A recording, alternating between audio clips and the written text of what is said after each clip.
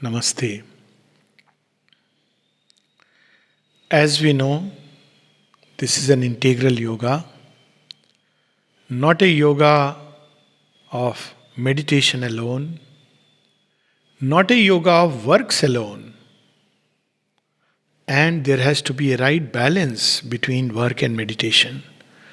Once Champak Lalji told Sri Aurobindo that I don't think I have a need to meditate and I just want to continue the service. And Sri Aurobindo reminded him that no, you must meditate also. Both are required.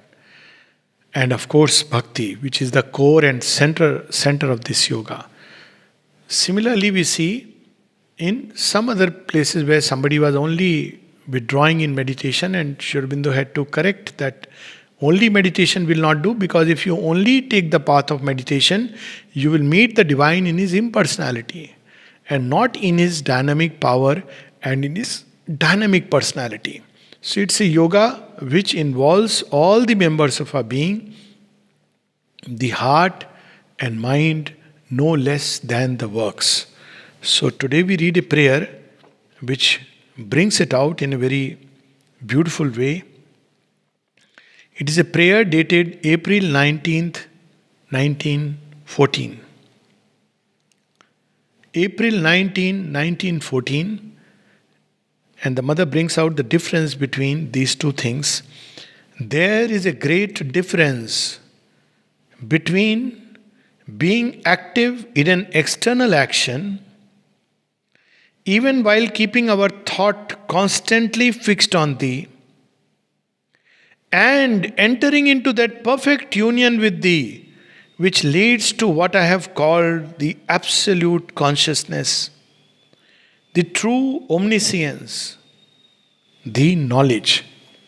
So one is, of course, we know the yoga of the Gita, where we act but do it as a dedicated offering to the divine, either through remembrance or through a state of inner concentration. Our thought is fixed on the divine while we are doing the work outwardly. But the Gita also teaches, in the Gita itself, a method of concentration, which is unique to the Gita. So that is also to be done.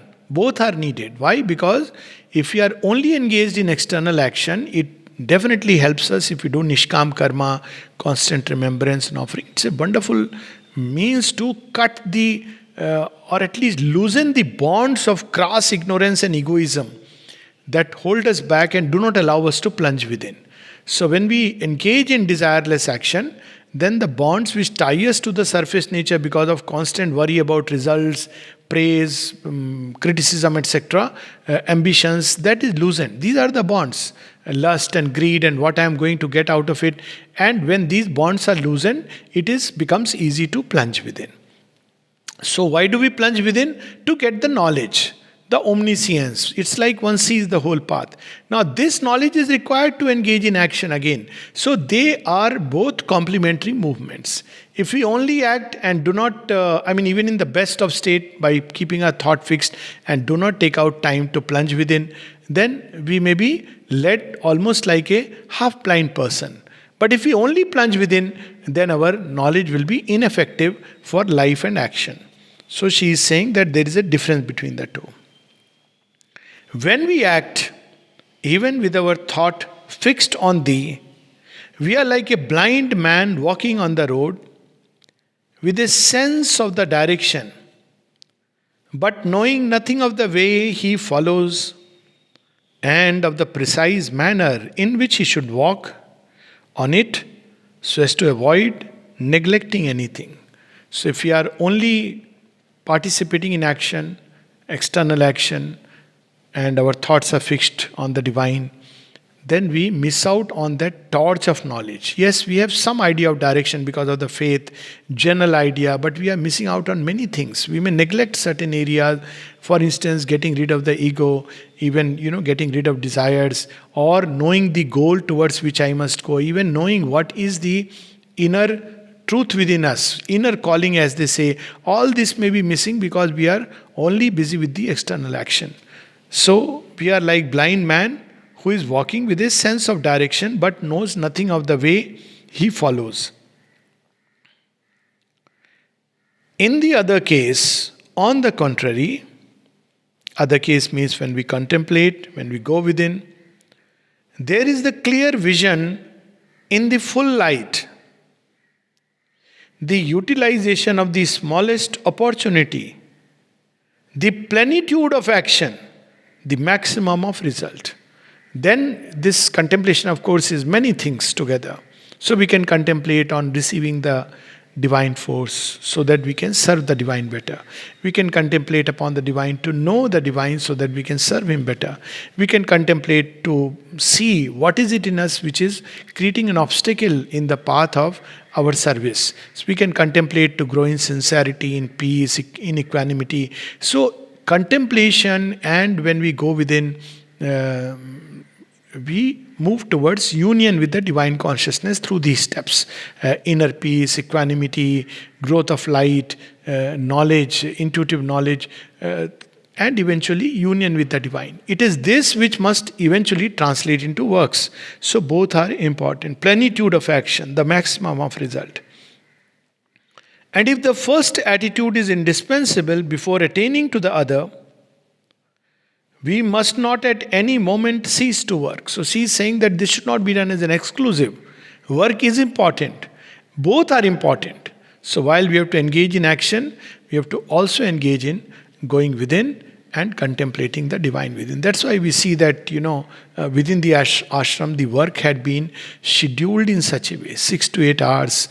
And generally, nobody was expected that whole day one would be working. Of course, there was the other kind of thing also, where, Sri Aurobindo's famous remark, at one point of time, Sri Aurobindo in the beginning said that, the person who comes here should be able to have a sustained 4 to 6 hours even of intellectual activity, because the mind has to be prepared to receive the light. That is where the light comes first. Later on, people went more and more into intellectual activity and less into work.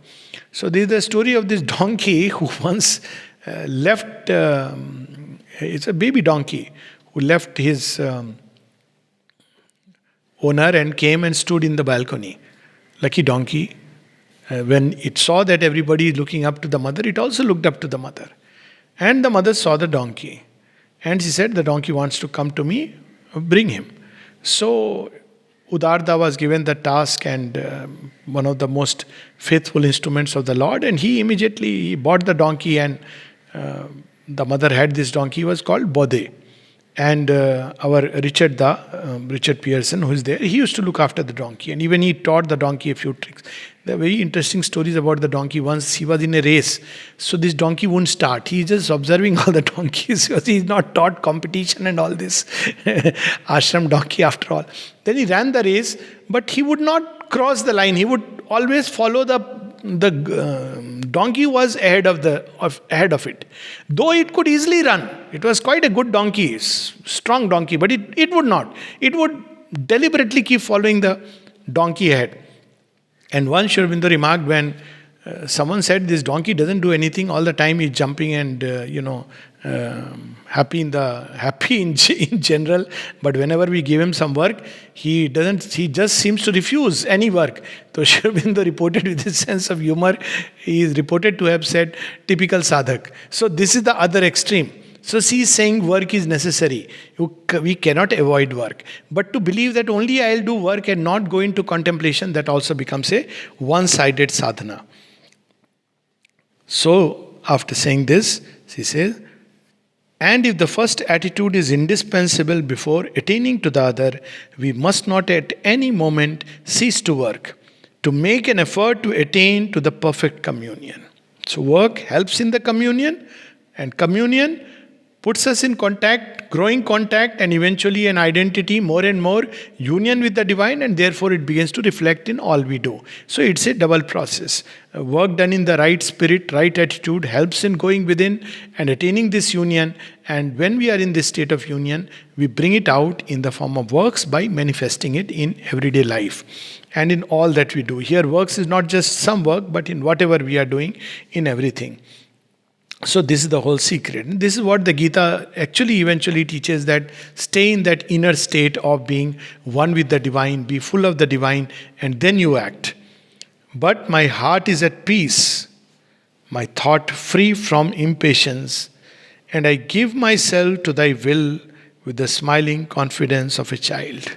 But what should be? Not that we have to do it with a calculating mind and, oh, I have to do these many hours of work and so much meditation. It's not like that. They should be deep within the confidence of a child. This childlike state is most important. So now, with this confidence of a child, she has brought in the bhakti element. So this is how we have to proceed. Work for the seva of the divine, contemplation for union with the divine, and behind both, what should remain is the smiling confidence of a child, the smile of the confidence of the bhakta, state of the bhakta. And then there is the perfect unity, and then there is peace and progress. May thy peace reign over all. So we read this prayer again, April 19, 1914. There is a great difference between being active in an external action, even while keeping our thought constantly fixed on thee, and entering into that perfect union with thee, which leads to what I have called the absolute consciousness, the true omniscience, the knowledge. When we act, even with our thought fixed on thee, we are like a blind man walking on the road with a sense of the direction, but knowing nothing of the way he follows and of the precise manner in which he should walk on it, so as to avoid neglecting anything. In the other case, on the contrary, there is the clear vision in the full light, the utilization of the smallest opportunity, the plenitude of action, the maximum of result. And if the first attitude is indispensable before attaining to the other, we must not at any moment cease to work, to make an effort to attain to the perfect communion. But my heart is at peace, my thought free from impatience. So, no impatience, that's important. All works in a state of peace. But my heart is at peace, my thought free from impatience, and I give myself to thy will with the smiling confidence of a child. May thy peace reign over all. Namaste.